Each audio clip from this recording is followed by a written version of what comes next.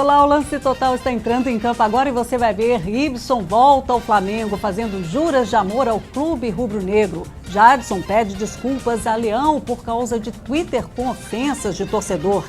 E mais, ex-Adriano revela maus hábitos do imperador. Um bom filho a casa torna. Foi com essa mensagem na camisa que Ibson chegou à sede do Clube da Gávea para vestir pela terceira vez o manto sagrado. Cria do Flamengo, Ibson soma em seu currículo rubro-negro 186 jogos e 33 gols. Agora, em 2012, ele assume a camisa 7 e chega com status de grande contratação. Amor à camisa, o meia provou que tem. Afinal, ele deixou o Santos, o time sensação do Brasil, para voltar ao Fla. Estava conversando com meu pai, quando meu pai me ligou, falou que novamente havia interesse, eu falei, pai, você não precisa pensar duas vezes, pode assinar, passar a caneta que eu quero voltar e eu não deveria nem ter saído daqui. Né? A presidente Patrícia Amorim deixou a coletiva de imprensa ainda quando Ibson falava. Ficou claro que ela não quis comentar a polêmica do fim de semana quando o técnico Joel Santana não quis comentar a atuação de Ronaldinho Gaúcho. O treinador se limitou a dizer, vocês viram como foi. Coube então ao diretor executivo de futebol do Flamengo, Zinho, contornar a confusão. Eu acredito muito no Joel e no Ronaldo. Então o que eles me passarem, eu vou dialogando com eles, chegar na melhor solução para o Flamengo. Então não acredito nessa coisa de brigando. De repente um comentário, poxa, né? Não é crítica. Será que chegou ao fim a paciência de Joel com Ronaldinho? Quem pode responder isso pra gente é Thiago Bockel.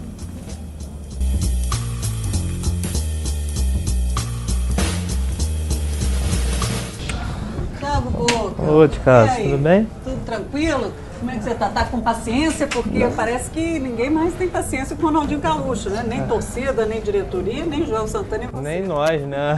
A gente todo dia queimando a mufa aqui com uma coisa nova de Ronaldinho. Um dia ele tá bêbado, que dizem, né? Chega embriagado. Ninguém conseguiu comprovar. No outro ele fala mal do esquema do Joel. E tudo que o Ronaldinho fala ganha uma super dimensão. Nesse caso do esporte foi exatamente isso. Pediram para ele fazer uma análise do esquema, ele falou que ele achava que o time tinha melhorado com 3 atacantes e virou uma bomba. O problema é que ele não tem crédito para falar, né? Exato. Ele não mostra em campo aquilo que, o mínimo que as pessoas, né, e o próprio time esperava, né? Mas, Luli, eu acho que a gente acaba, nesse ponto, caindo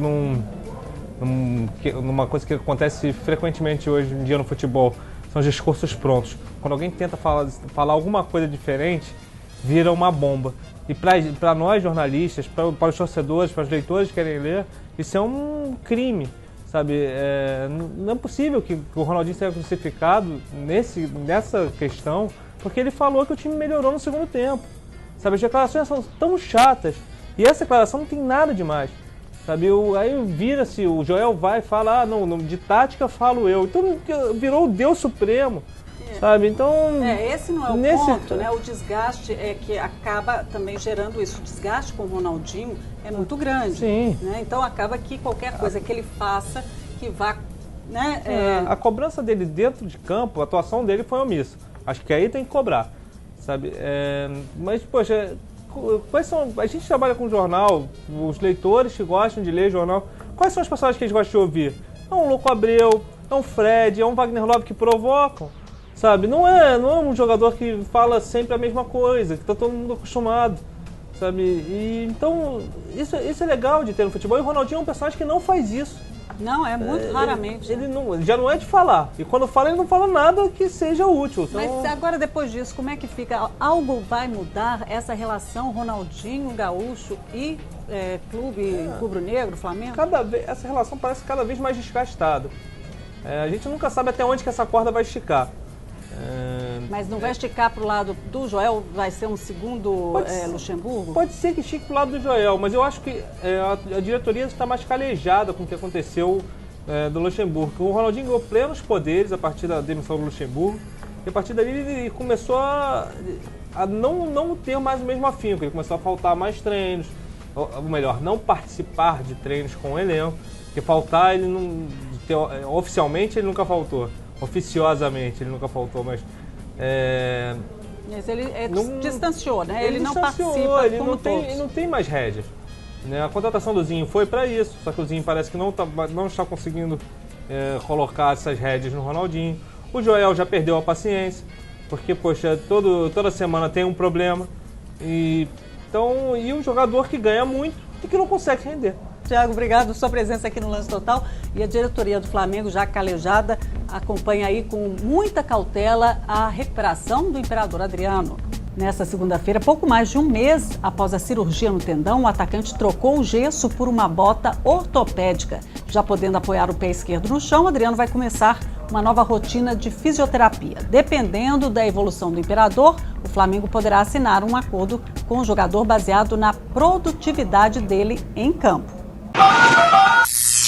O apreço de Adriano pelas baladas não é segredo para ninguém. Nesta segunda-feira também, a ex-namorada do atacante, a empresária Luana Kissner, disse em entrevista ao site Ego que a relação deles terminou em 6 meses por causa dos hábitos nada saudáveis do Imperador.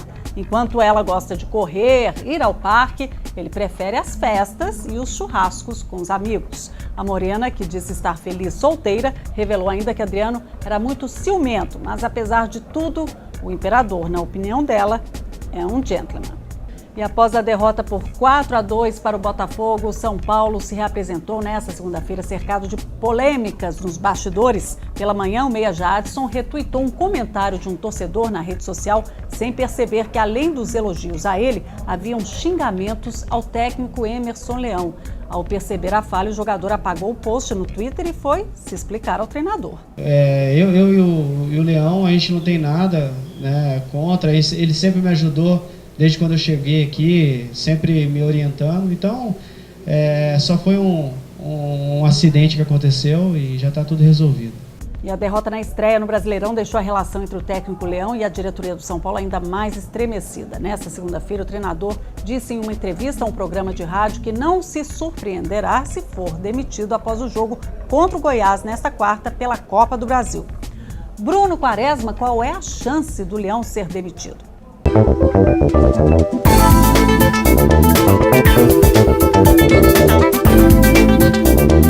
A relação entre o Leão e a diretoria de São Paulo é muito ruim. A única coisa que pode adiar uma demissão do treinador, uma saída do treinador, é o sucesso dele na Copa do Brasil. Mas tem gente no clube até que não descarta uma saída do Leão, mesmo com a classificação nessa quarta-feira contra o Goiás. Isso porque para até a semifinal teria um tempo de trabalho para um novo treinador chegar e se adaptar ao clube para jogar a semifinal. A diretoria não gosta do trabalho do Leão, o Leão não gosta da interferência da diretoria em seu trabalho. O clima é ruim. A única coisa que pode manter é um bom resultado contra o Goiás. Isso se a diretoria não encontrar um novo treinador, uma nova opção para assumir o comando do time. Ok, Bruno. Os 3 gols de Herrera na vitória alvinegra sobre o São Paulo podem ter causado uma revolução no Botafogo. O argentino agora é o artilheiro do Glorioso com 14 gols, 2 a mais do que Louco Abreu. O camisa 13, além de ter virado dúvida no fogão, ainda foi cortado da lista final da seleção do Uruguai para o amistoso contra a Rússia, que será realizado em Moscou na próxima quinta-feira. Por isso, o Louco terá condições de enfrentar o Coritiba no Couto Pereira no próximo domingo. Isso é, se Herrera não barrá-lo. Rafael Bósio, Louco Abreu, que faz, hein? Será que ele é carta fora do baralho alvinegro?